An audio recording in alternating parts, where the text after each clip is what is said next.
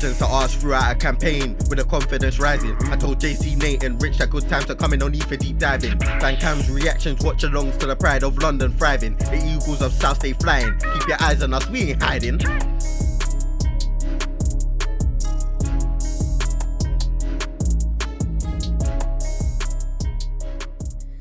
Hello and welcome back to episode 5 of Transfer Weekly. It's me, Jordan from Eagle Eye Football, your regular host. Today, going to be giving you the Transfer Weekly experience with the likes of Czech Decore, who's back again, Flynn Downs, Joe Aribo, and some new rumours are circulating, so I'll cover that one as well. Let's get straight into this one. Hello? Yes? I can't even sing it anymore, man. This Czech Decore is dragging out far. I'm upset about this now. We need to get this deal done. I've seen from some sources that the thing that was holding it back was the permit. The work permit, you know. Good old Brexit. Good old Boris, but we'll not go political in this one. But work permit's done. Apparently he's coming to London soon, whether it's today, tomorrow, who knows. But when he comes, medical's done. Sign the thing, man. Hurry up, let's get it done. Hopefully the medical comes back okay, because if it's not, then we've been waiting so long for this guy, for his medical to come back, and he flops it. That would be heartbreaking to me. I'm hoping it doesn't happen. Look, touch wood. But you know, I think we're just getting a bit impatient now. We just want it done. But you know, believe in Doogie. That's gonna be definitely a saying in this episode today. Flynn Downs. I'm not gonna say I was gonna say it looks like it's nearly a done deal because of what was happening in the last couple of weeks. But today, with the day I've been writing the script and now I'm recording it, guess what? The boys that don't have a scouting team have done it again. They've come in for a guy that we've scouted for years and just gone. West Ham have signed Flynn Downs from right underneath us. He wanted out of Swansea. The deal that was meant for us was about 7 to 12 million pounds. Rumour is they're going to do what they normally do and pay more, in the sense of they're going to pay 15 million pounds for him. You know, for the Swansea captain, all these guys thinking he's the next Rice, he's this, he's that. But, you know, believe in Doogie, as I said earlier. When things don't go our way, we believe in him. When things do go our way, we've got to believe in him. But, you know, he's good player, good composure on the ball. Would have fit in very well at Palace. Looks like the type of player would fit in really well. Seems very similar attitude to Hughes in that sort of sense. But, it is what it is. West Ham think they're the big dogs. Oh well, we'll find someone better, don't worry about it. Rumours were, if we get him on the low, we could have more budget to play with to get a Gallagher replacement. And with us not getting him at all, does this mean we could put more money towards that player? I'll touch on that one a little bit later. And sadly, the bad news doesn't stop there. This is a pretty depressing episode of Transfer Weekly this week, unfortunately. But sadly, Southampton have beat us to the punch for Joe Aribo. Normally, I wouldn't feel too sad, but with the Flynn Downs and the price that Southampton are getting Aribo for, 6 million with add-ons and a release clause. I mean, not a release clause, a sell-on clause. This is a steal. Someone who's still relatively young, many footballing years ahead of him. He's a talent, good player, but for 6 million in this market, that's nothing. I think that we should try to go a bit harder, maybe chase it, maybe put, even if we're not going in for him, push the price up a bit, man. We can't let our rivals get off some absolute steals like this. Like, these guys stole Livramento. I'm not saying that we were in for I know we were in for Livramento, but I think he was always going over there. But Bel Kachop as well, he's gone over there.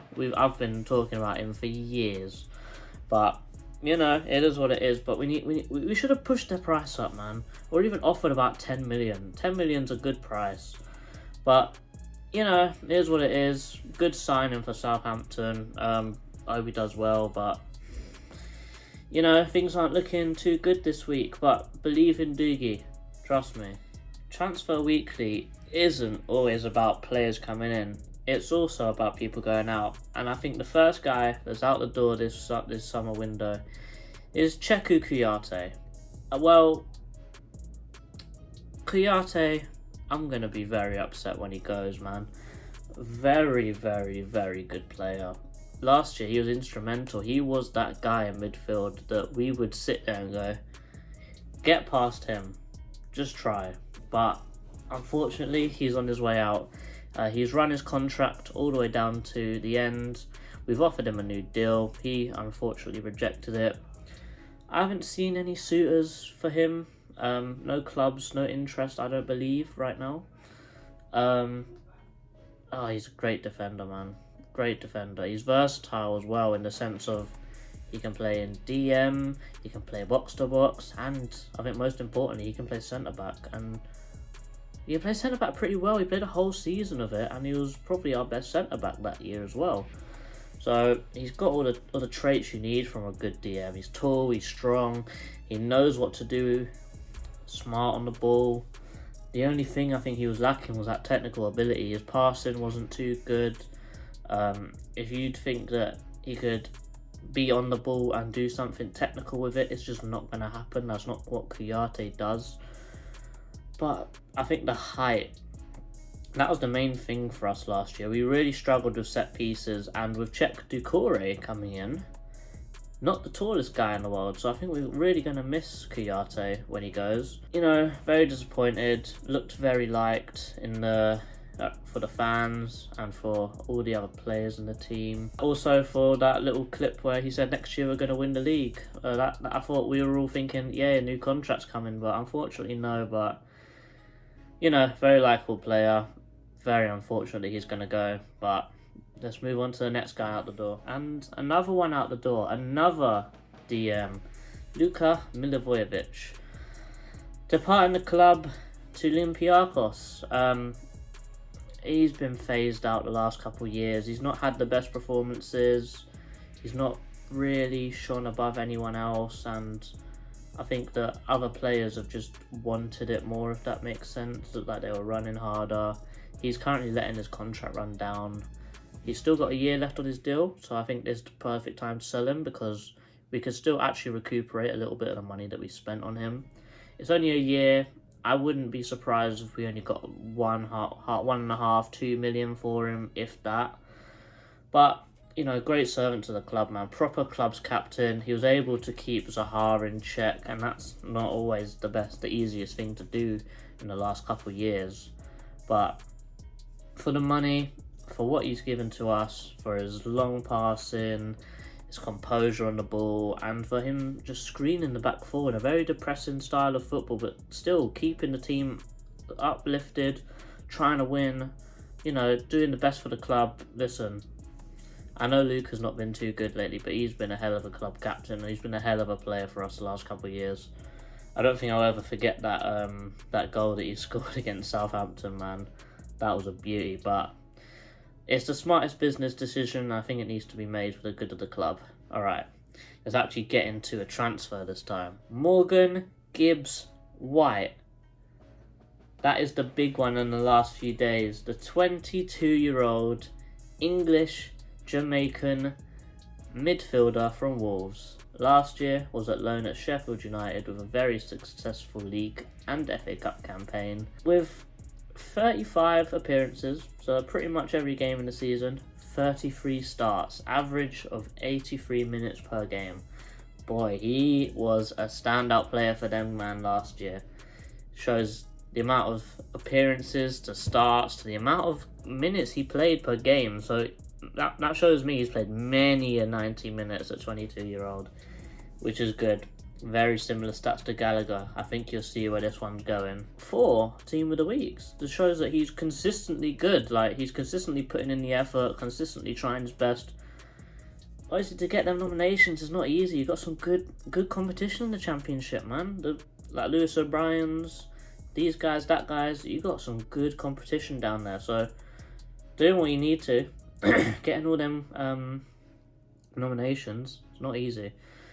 We can see the amount of positions that he's played. It's pretty incredible. He can play almost everywhere in midfield, mostly in box to box. Can play attacking mid, can play right wing. He's had a few substitute appearances coming on up front when they've got an injury to Billy Sharp or someone like that. But very versatile player, and you can see in the heat map here that it's just all everywhere because he can do whatever he wants. It's very right-sided. Very similar to Conor Gallagher again. His defensive numbers aren't as good as Conor Gallagher, I don't believe, but we can always work on it. Easily drift out wide, very good at putting in crosses, very good at finishing, surprisingly. But remember, it's a championship, so these numbers won't necessarily reflect in the Premier League. So let's go through some of them. Last year, 11 goals, 9 assists in the championship. For a side which is recently playing quite similar football to what Vieira was playing with us last year. Definitely leading the line, doing what he needs to do, putting himself around. Interesting signing for us, I believe.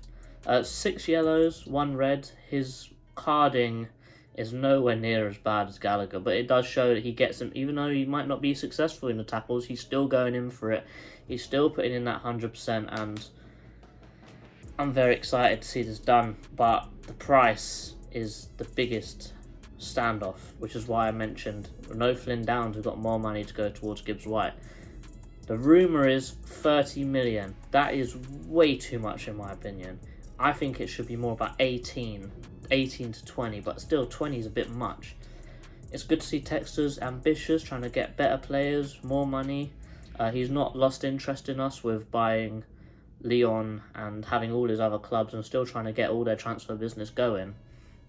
But tell me in the comments what you think about this statement, what I'm about to say actually.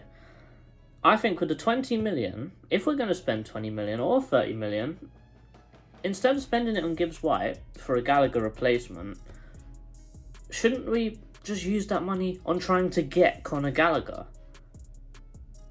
Because why would you try and get a replacement of someone else when you could potentially have the money to buy the kid himself? You know, tell me what you think. I think 30 is way too much. 20 is probably a bit much. Maybe 18 for someone like this, these stats in the championship. But interesting. I'm happy to see the ambition, but let's wrap this one up now. And yes, guys, that's it. That's all for this week. That's all for episode 5. We got some progress for check. We got some check out. We got no Flynn Downs, unfortunately. We got no Aribo, but we have got some movement on a midfielder. Looking like we're leading the race for Gibbs-White, but we'll see what happens. As always, chuck it in the comments who you think I should cover next week. And as always, guys, like, subscribe, and comment. It's your boy JC from Eagle Eye Football, and we're out. Peace. I'll see you next week.